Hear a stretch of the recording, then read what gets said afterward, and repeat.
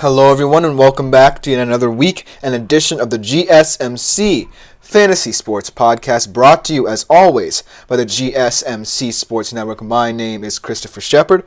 Thank you all for tuning in yet again. We should have another great week ahead of us of all things fantasy football. But today, before we get into tonight's events, we are looking ahead to tonight's games. Two, in fact, not one but two Monday Night Football games to talk about tonight in terms of betting odds, money line spreads, what have you, then looking at the prop bets for tonight. Also recapping the events of this weekend in both the NFL and college football, going over some of my fantasy stars of the week. We conclude with a little bit of a stardom sit-em for tonight's games because there are two of them. You might have to decide between some guys in that regard. But before we get into anything to do with our show today, I do want to remind you that if you do feel so inclined, please consider leaving a tip, donation, question, comment, or concern in the comments section. You guys have been doing a great job with that. But also like, follow, and subscribe to the show if you do feel so inclined in terms of leaving tips, donations, questions, comments, or concerns. You can make yourselves available to the Super Chat, Super Thanks, and Super Stickers features here on YouTube. Without further ado, let's jump right into today's show. Start off with a general betting preview for not one, but two Monday Night Football games ahead of us tonight. That is the Jags, Bills, and the Commanders, Bengals. Two very intriguing matchups. Not the best of matchups, so to speak, but it is what we have for tonight. So let's just go over the first game of the night. Jags, Bills, 7:15, I believe, is the kickoff. The spread, Buffalo's favored by 5. The over-under, 45.5. The money lines, Buffalo minus 240. Jacksonville, I believe, plus 200. So, as you can see, Buffalo a very heavy favorite, as they seem to deserve to be. I do not think that this game is going to be as even as a lot of people might expect. If there's one thing that I think the Jags can take kind of credit for, is that they've built a very timely defense that's not necessarily at fault for where they are. I think that the main problems that the Jaguars face is the connection with the offense. There's a lot of talent there, and Trevor Lawrence still has time to become what they want him to be, but it's quickly running out. And as we see in terms of how these young quarterbacks get viewed in terms of the market and how much teams are willing to invest on them, he needs to return on that investment a little bit. And so far, it hasn't borne fruit for this Jaguars offense. Like I said, the pieces are there. It is not connected. On the Bills side of things, we talk about how this offense looks under Joe Brady and how he's kind of limited the damage that Josh Allen has done in terms of being this generational quarterback, but having turnovers hold him back in certain situations. What we've built is a system in which he's comfortable distributing the ball. It's not like it's so Allen-centric that he's liable to turn the ball over, but it does keep him on schedule, gives a nice tempo to this offense, and it allows for guys like James Cook and Dalton Kincaid to be huge X factors there as well. So just looking at the general betting lines for this game, I would have to say Buffalo will comfortably cover. That being said, the Jags defense, if it weren't for the ineptitudes of their offense, would be talked about more for their ability to shut down opposing offenses. Let's look at the past couple of weeks here. Yes, they played the Dolphins.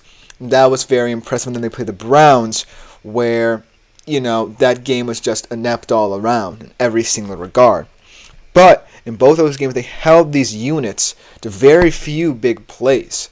They could very well be 2-0 at this point had their offense scored more points. Had Travis Etienne not had the ball punched out. Had they not been backed up so many times against Cleveland. Perhaps we're looking at a different game here where the hype surrounding it would be much higher. Now we look at Buffalo. They've really looked like one of the most impressive teams in the entire NFL with how they played. Yes, they had a little bit of a scare against Arizona, but they came out and they really played a very, very dominant game against the Miami Dolphins in terms of limiting their playmakers, showing the lack of depth that Miami had in that game. As Shots Below the Belt said, yo, I dropped Dalton Kincaid. He did my team dirty. Don't need that negativity in my fantasy football locker room. Well, I still have him on my team because I have big hopes for this young man. And I think tonight he will have a big game. That being said, it's your decision, my man. But I think for now, it might come back to bite you in some regards there, because I still think that Dalton Kincaid is a very valuable asset to this Bills offense. They may not throw the ball as much, but when they do, look for him to be the number one target in that system outside of a guy like Khalil Shakir, who's proving himself, as we'll later see on the show, that he himself is going to be a true slot receiver who can get you valuable fantasy points. But that's just your decision, my man. I hope it doesn't come back to bite you in the future. But it's an interesting one at that. But looking at the rest of this game, I think that it will come down to whether or not the Jaguars can limit what the Bills want to do best, and that is control the football. Shots Below the Belt says, haha, nice. I think that this game will definitely come down to the Jags defense limiting how much time and control the Bills have over the football. Because if they do that, then the best weapons on the Bills' offense most likely won't be effective. For example, as Andre enters the chat, say that we know that Cook is going to get X amount of touches and Josh Allen's going to have, say, X amount of throws. If the game script for Buffalo is to control the game early, the Jags defense has to be ready from the jump to be really tied into stopping the run. Because what they do, as Andre says, Montgomery has been insane so far, 15 plus points each week. And I believe he's talking about David Montgomery. Yes, I really like David Montgomery in this Lions offense. Going up against Seattle this week, I hope he doesn't gash us because our run defense has been pretty atrocious so far. Probably the worst part of our defense, but I digress. Montgomery, really impressive in that Lions offense. And it just goes to show that Ben Johnson just has so much variety in the way he can call plays with so many weapons they have in this offense. And I think that's a scary part of how Detroit has started the season. Jared Goff has not looked very good. They might have just lost Laporta for an extended period of time. Amon-Ra St. Brown, he's timely, but he's not getting the yardage that he had last night. As Andre says, do you think Josh Allen's going to have to run tonight? That's a very good question. I think that more often than not, they're going to try to limit the amount of times he runs, but it could be a huge X factor in how the Bills kind of plan for the Jags defense. Because the Jags defense, very good sideline defense, very shocking in coverage situation. The Jaguars secondary, very underrated in what they did against Miami in Week 1. So I think Josh Allen will make the timely decisions to run, but he's not going to have to, escape out of structure, if that's kind of what you're getting at here. I think he's going to run in terms of seeing how he can help his team, and in that sense of the word, that's the way that I think the Bills will want him to run. If there's literally nothing else he can do, then that's, because he's saying, I'm just wondering because of his hand injury, he didn't at all last week. I think the Bills are aware of that, and they're going to want to protect their quarterback in whatever way they can, so that A, he doesn't turn the ball over, and B, that hand injury doesn't get re-aggravated. So it's a very good point. I think at the end of the day, they can trust James Cook a lot. He's been very good as well through these past couple of weeks. And I think in the pass game, it's not going to be anything fancy.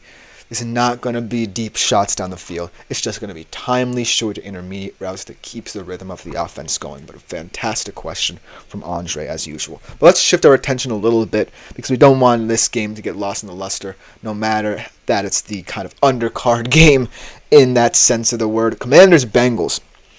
This game is a very weird game, very weird interconference game, just because these two teams could not feel any more different right now. Because the Commanders, no one really knows what they are. They're largely unknown commodity outside of, Jaden Daniels, a decent Russian quarterback. I kind of like Brian Robinson Jr., Terry McLaurin's underrated, but it's not like a team that you feel is either well-rounded enough that you can appreciate and watch, or a team that's bad enough that you know their limitations. They're kind of there. Whereas the Bengals, we now know kind of where they are. They're a team that can still play with the best of them in the AFC. They still have the whole contract situation kind of hanging over their heads between Chase and Higgins. They still have the Higgins injury. But at the end of the day, I'm less concerned about them than I am the Commanders. And that's reflected kind of in the betting lines for tonight. They're 7-point favorites. The over-under is 47.5. Kind of high for this game if you want my humble opinion. And they're minus 340 in the money line. Cincinnati, that is. Washington is plus 270. And it just goes to show how random this game kind of seems. I mean, I guess if Jaden Daniels can be efficient in how he runs and protect the football, then maybe this game is closer than people expect. But I really haven't seen that much Commanders football this season to really know how and when Jaden Daniels is running and using his legs.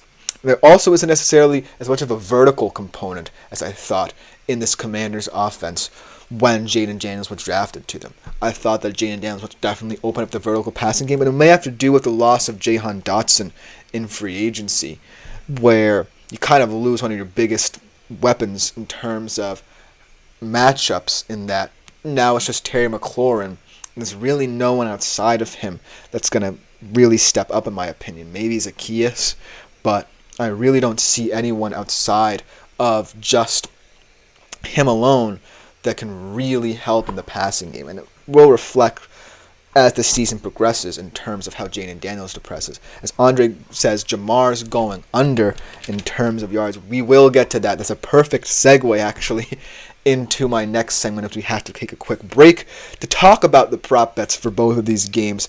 Very bold prediction from Andre to take us into this short break, but we will be coming right back to talk about some prop bets, so you don't want to go anywhere. I feel like I'm losing my mind. Is everybody in the world blind?